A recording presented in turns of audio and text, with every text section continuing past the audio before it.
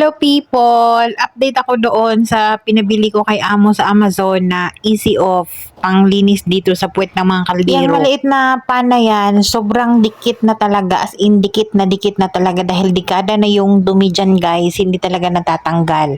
Jif yung gamit ko, tapos hindi talaga siya matatanggal kung hindi gagamitan ng steel wool.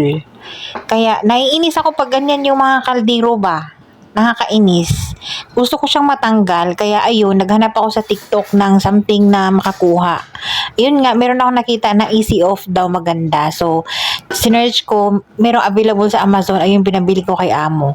Tapos ito, tinry ko na yan kanina, na-amaze talaga ako, talagang maganda. Ito talaga, ito yung pinagpriprituhan ko ng mga manok, sambusa, sobrang dikit na niyan dahil dekada na rin yung dumi niyan kahit sa gilid, sobrang itim na thick na talaga yung pagkaitim niya. O diba, 90% ng itim natanggal talaga. Yung natirang itim dyan, talagang given naman yun dahil wala akong gamit na steel wool, yung sponge na lang. Tingnan nyo, kitang-kita nyo naman yung talagang naano talaga siya na lumambot talaga yung dumi na nakadikit.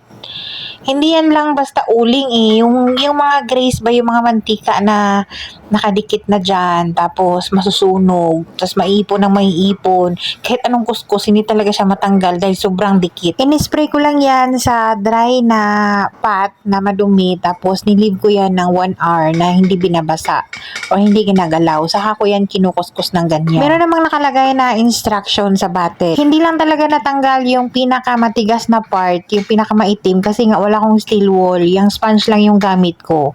Magpabili ba ako ng steel wool and then isprayan ko yan uli. I-rate ko talaga siya ng 10/10. Sobrang ganda. Kung ano yung ginamit ko na pot kanina, yun lang muna yung inisprayan ko kasi nga wala akong oras. Yung ibang pot sa susunod na uli. Kasi feeling ko kasi kahit anong general cleaning mo sa kusina, pag ganito yung mga pot mong madumi, yung puwetan, tapos itataob mo lang din, ang pangit tingnan, parang nakakaasiwa. Pagkuskus ko yan after 1 hour na nilagyan or inisprayan yan ng foam na yan, yung easy off.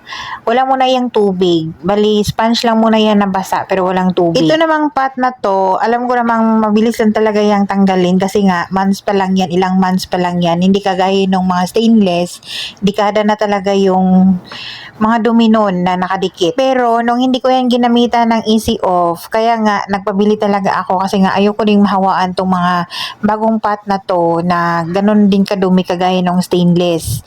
Ito naman ay medyo bago-bago pa to, kaya medyo kunti-kunti pa lang yung duming nakadikit. Kaya naman nagpabili talaga ako para hindi na siya matulad doon. Kasi nung wala pa akong easy off na yan, kahit anong kuskus ko, hindi talaga siya matatanggal, as in hindi matatanggal. Talagang dumidikit talaga siya kahit anong lagay mo ng Jif.